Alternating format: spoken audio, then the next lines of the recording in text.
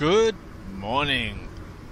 Winterview back driving his car at high speed, 110 kilometers per hour in a 1.3 litre engine. Yeah, that's pretty extraordinary. This is another brief dialogue for his dear friend Annastacey.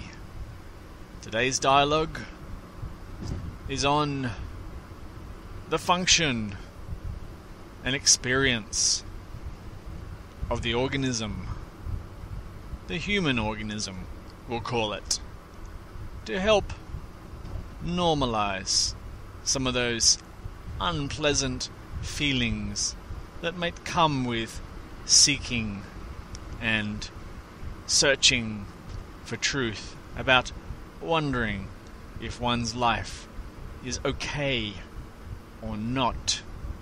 This might be a little bit of a dry dialogue in some ways, but I feel like that's my mood today. A bit dry, a bit technical, perhaps. Okay, well, we know from other dialogues, go over some of the basics. The person, the self, exists as concept.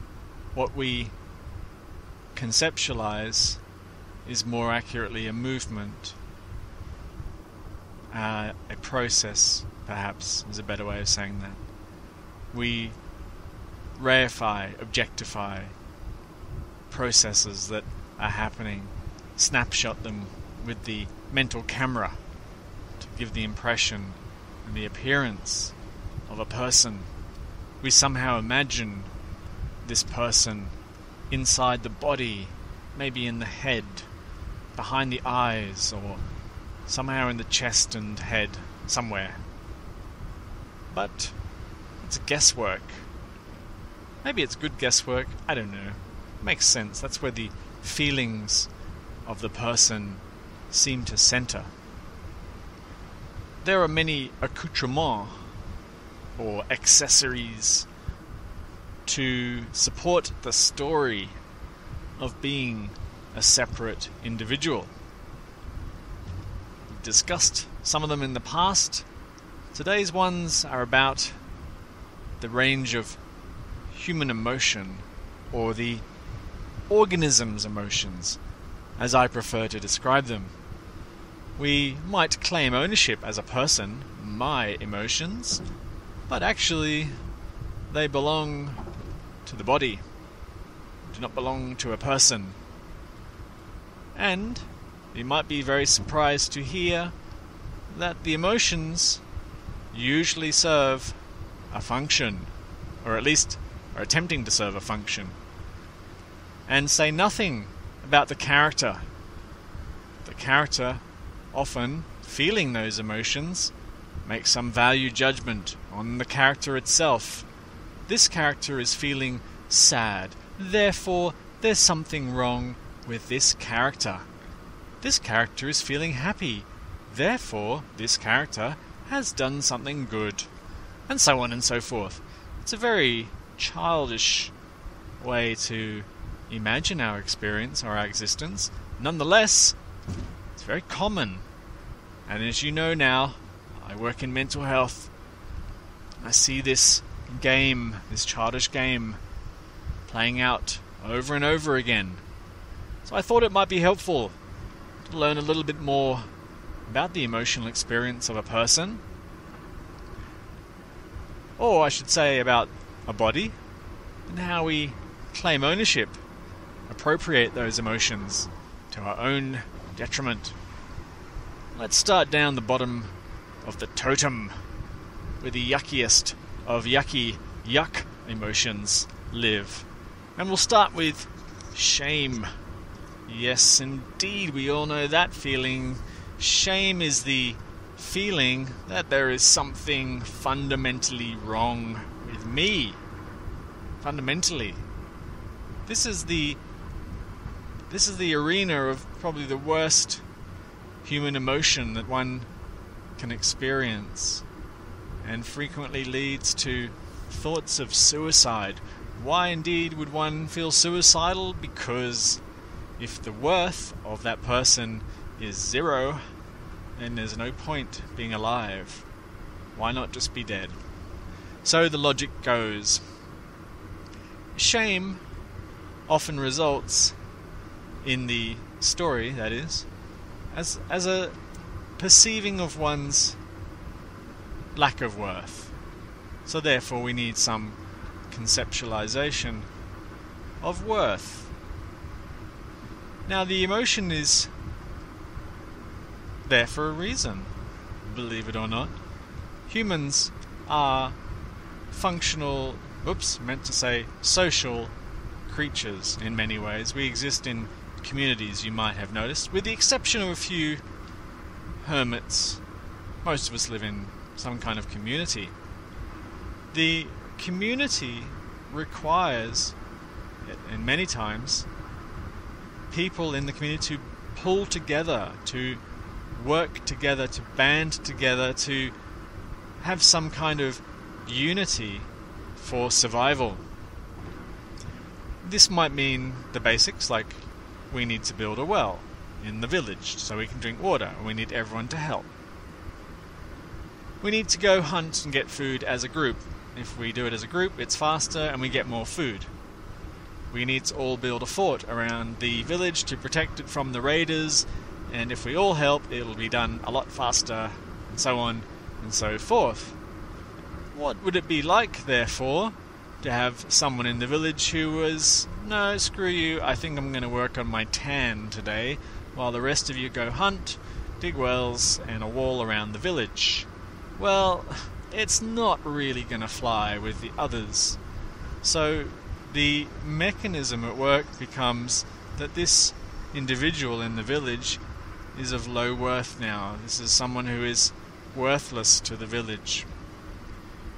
Now, the villagers will often reject such an individual, shaming them for their behavior.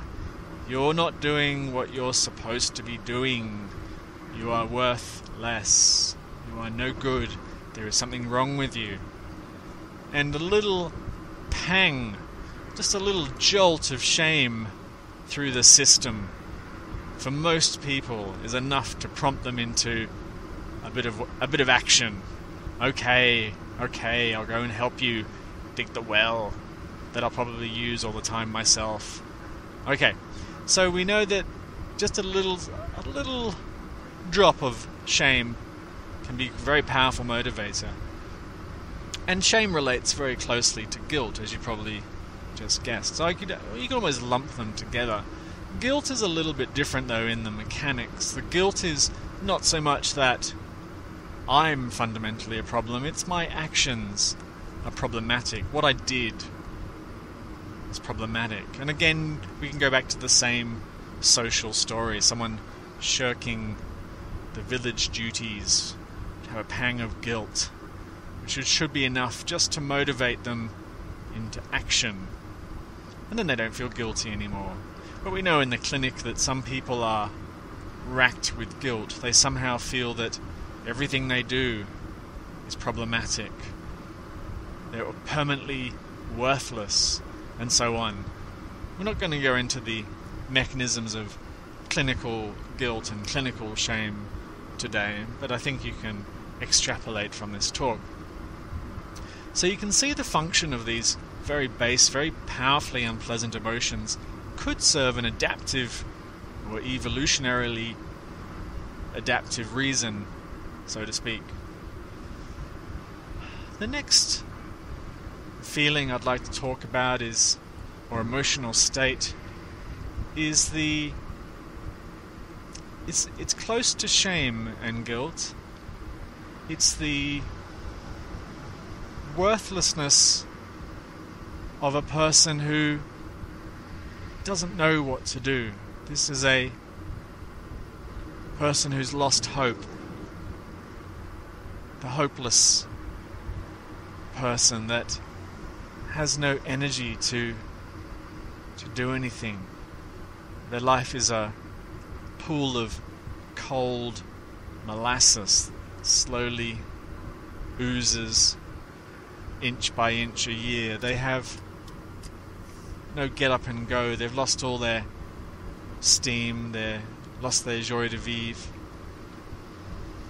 What could possibly be the function of that person that's lost all hope, that just has no energy?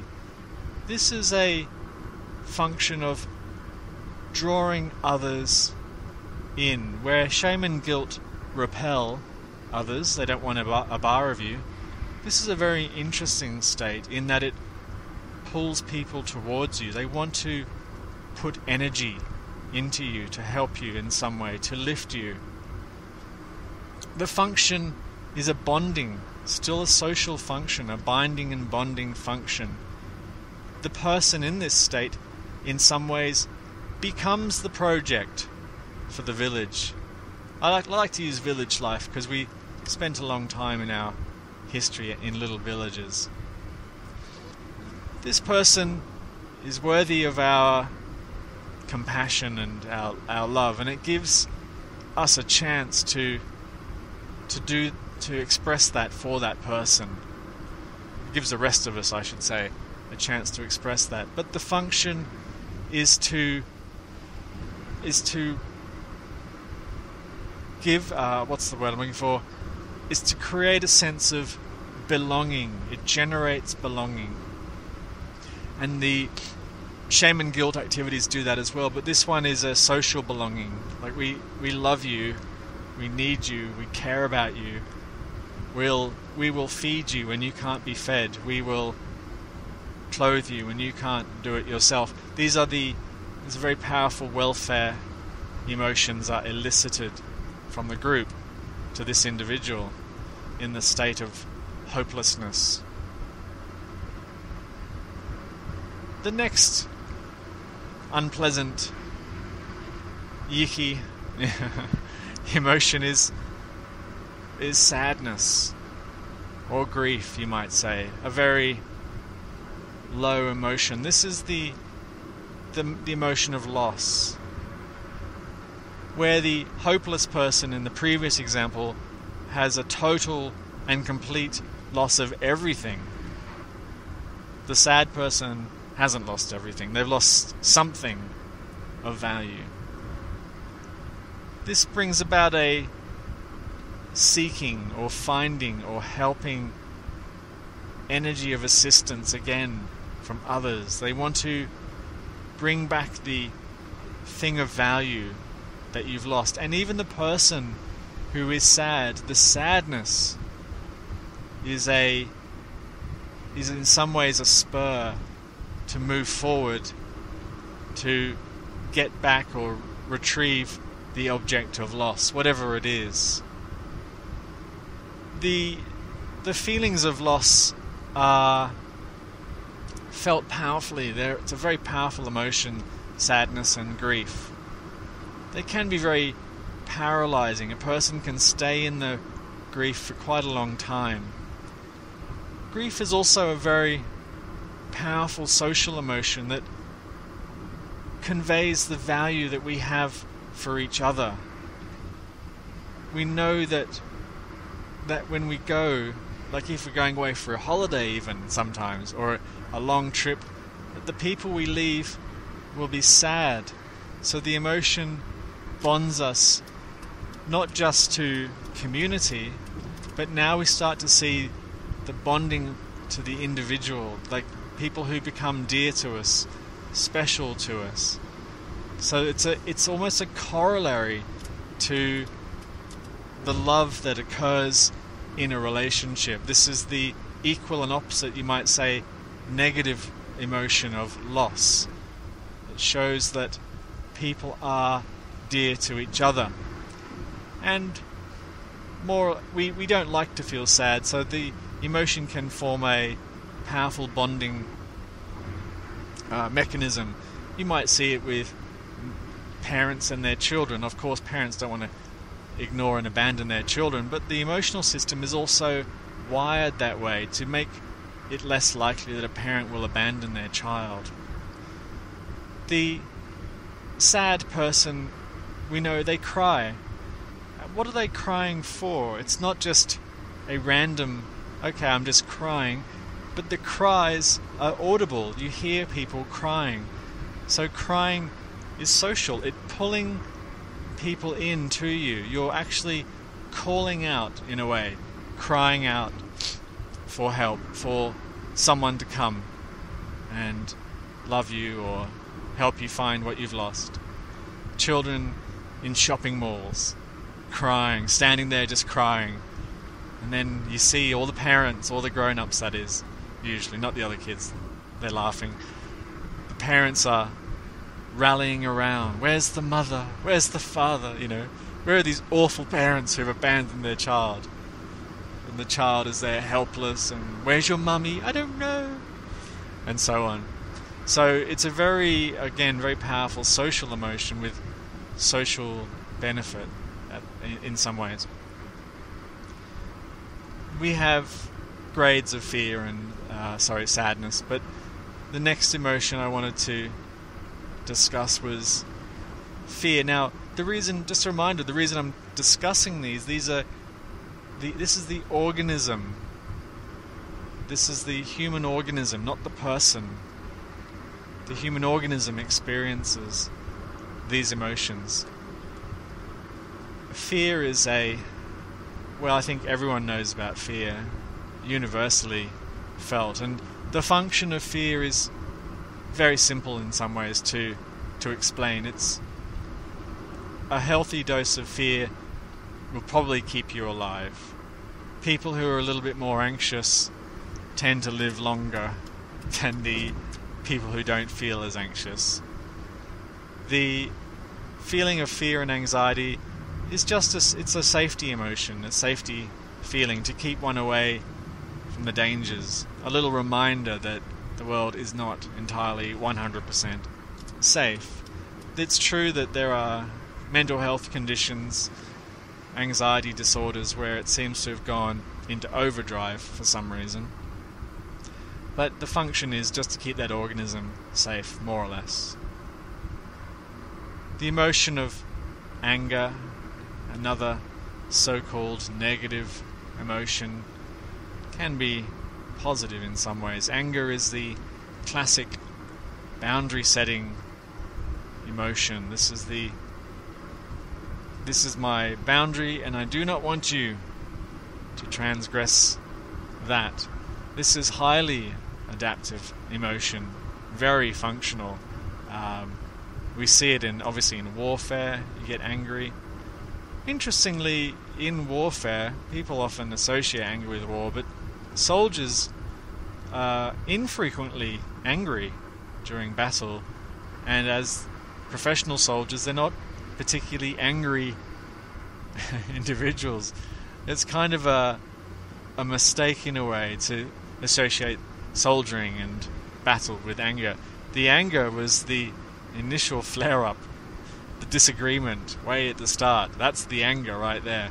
What happens next is punishment and retribution and so on. But the angry person is literally saying, don't do that again. That's annoying. What can be annoying is almost infinite. The way you looked at me, you stood too close to me, the way you smell, the way you did your hair, the clothes you're wearing, what you want me to try and do, and so on and so forth. Things that I don't like. I don't want to do them. I'm going to get angry if you make me. And the emotion of anger is telling people, back off. You are transgressing that boundary, sucker. What else do we have negative-wise? Unpleasant emotions. We have disdain is a good one. Disdain is a sort of snobby, snooty, negative emotion. Nobody likes it. Universally, people hate snobs. But snobbery occurs at all levels of life, funnily enough. Not just wealthy people who are snobs. There are snobs in every domain.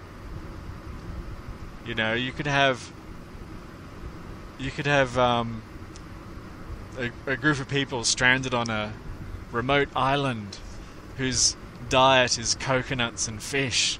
And, and after a year, they'll develop snobbery about, oh, I don't want that coconut. That's an unripe. I'm not touching it. It's on the wrong side of the island, and so on. It's quite a funny emotion in many ways. What's the purpose though? The functional purpose of snootery and snobbery? It's kind of a discernment gone a bit crazy. Discerning is a very valuable skill, to be able to discern the value of an item rapidly and for its adaptive purposes, a very unique skill. So, for example, you could look at it from a practical perspective. Food and food quality. You want to be able to eat good food. You want to avoid poisonous food. So you become discerning about your food. You learn to avoid foods that are unpleasant or are going to make you feel ill.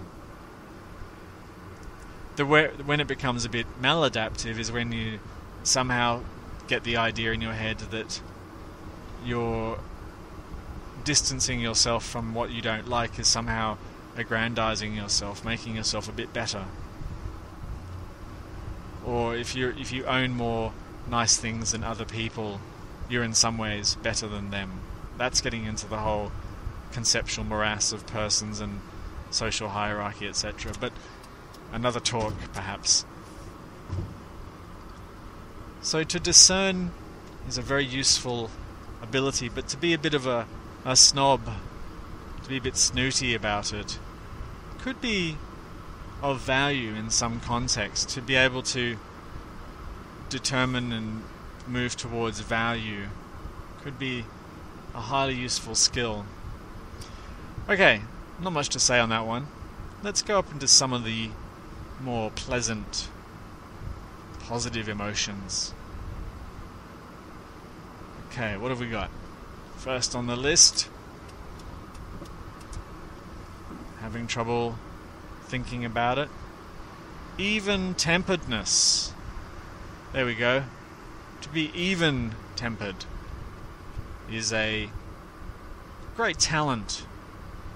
To be kind of okay about life. To be whatever's happening is alright.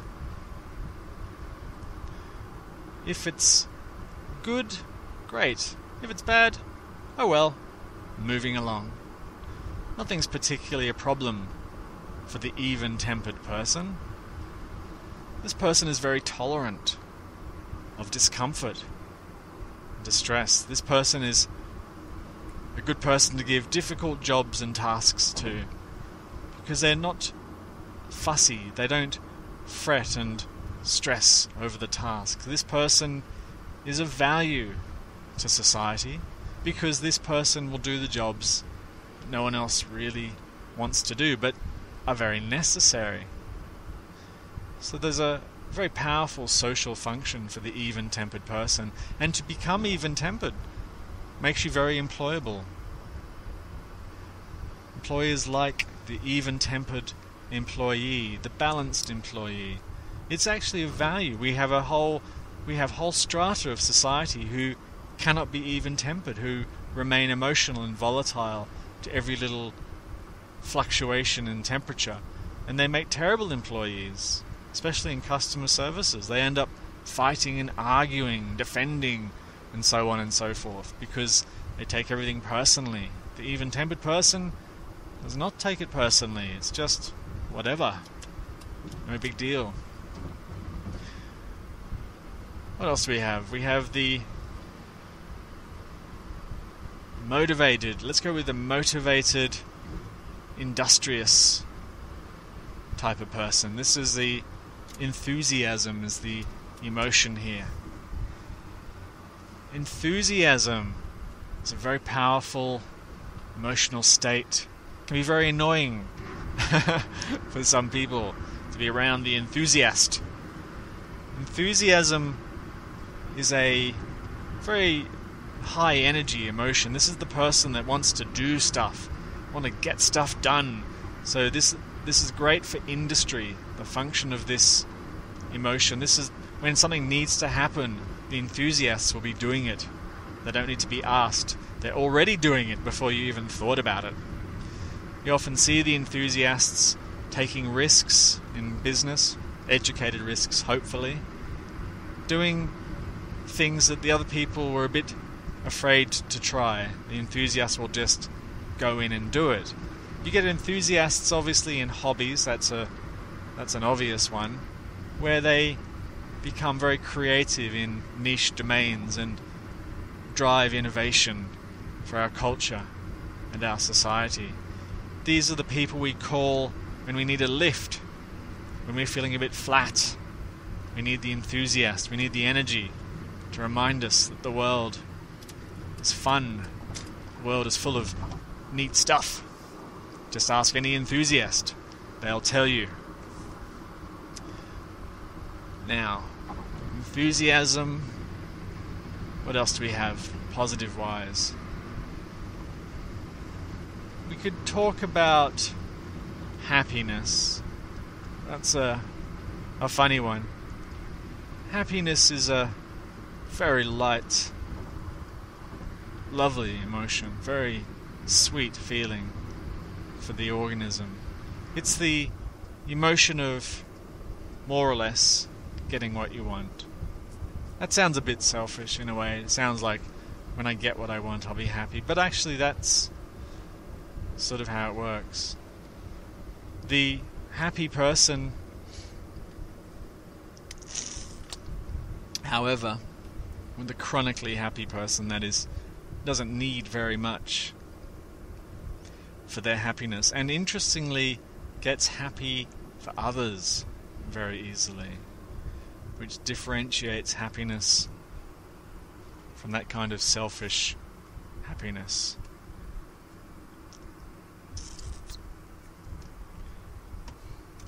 Happy people draw others to them. They're full of joy. They are the welfare people.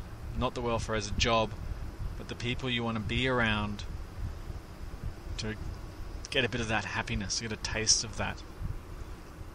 Happiness starts to generate beauty, creativity, great works of beauty in our culture come out of happiness. Creativity comes out of happiness. Laughter is the emotion, the expression of happiness. Again, it's a very social, pulling people in a positive way, emotion, binding communities that are happy, very productive, they're very desirable. People want to live in happy communities. The organism that is happy is light. It doesn't have heavy mental concepts weighing it down. It shrugs off things very easily. It doesn't hold on to the past. Doesn't over-exaggerate desires for the future. Very light. Then at the higher end of happiness, we have the people who are very, very jolly, jovial. These are the chronically light and fun people. They are always a bit silly. I love hanging around the chronically jolly people of the world. They're just wonderful. They recognize that life is silly. They see the silliness and the craziness. They understand the transience. Don't get too caught up in it. They're full of hope. They inspire hope for others in the community. You don't get many around, unfortunately, of the chronically jolly, jovial people, but when you do, you want to hang around them. You want them to be around you. They're very special in a way. They sort of radiate it out, and once again inspire great acts of kindness. They inspire others to be kind, to be generous. So without too much effort, these people can turn around communities who might be struggling, cultures or villages or towns, with very little effort.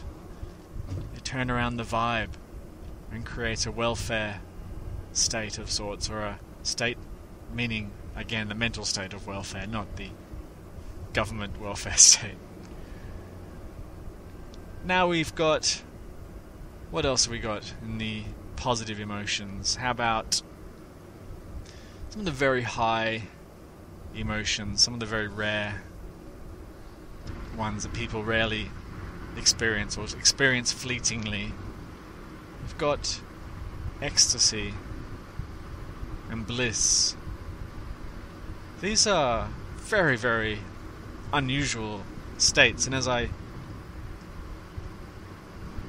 it's hard to even talk about them. Sometimes they seem to overcome as I'm discussing them, but the blissful, ecstatic states have commonly been associated in the past, at least in history, with very high spiritual states of being, of consciousness. The so-called Satori, maybe out of Zen tradition, describes this. The peak performance by a champion athlete, perhaps. Perhaps it's even the experience of having your sports team win a grand final of some kind, a massive sporting achievement. For a brief moment you are touched or imbued with that wonderful, ecstatic feeling. With people who meditate and do a lot of what we call spiritual practices and that type of thing, they'll report periods of bliss. It's a very unreal, non-personal, impersonal state. It's hard to even know the function, except to say that it perhaps drives a more inward or introspective study on the self, on life, on reality. I don't know really what the function of ecstasy and bliss might be. Perhaps it's more along the lines of the orgasm, the good old moment of orgasm. Perhaps that's the function there, to get us to breed, to get us to do the deed and make babies. If it didn't feel that good, then maybe we wouldn't do it. Maybe the promise, maybe it's an emotion of promise. If we do something amazing, then maybe we'll be rewarded with something amazing. Anyway, that was perhaps a very dry, technical, maybe a bit long-winded even, brief dialogue, verging dangerously into the category of long dialogues. Whoa, shudder. The bottom line is that none of those emotions and whatnot are personal. They're just all part of the organism, the functioning of the organism. When you experience them, there's a bit of a so what about it. Not to be too hung up on your experiences. When people feel anger or jealous or shame, guilt, sadness, so what? Just the organism doing its thing. Doesn't mean anything. It's an animal, if you like. Being an animal. Okay. I hope you feel better about being an animal, about being a human organism. This has been Winterview with a long, brief dialogue. Comments are welcome.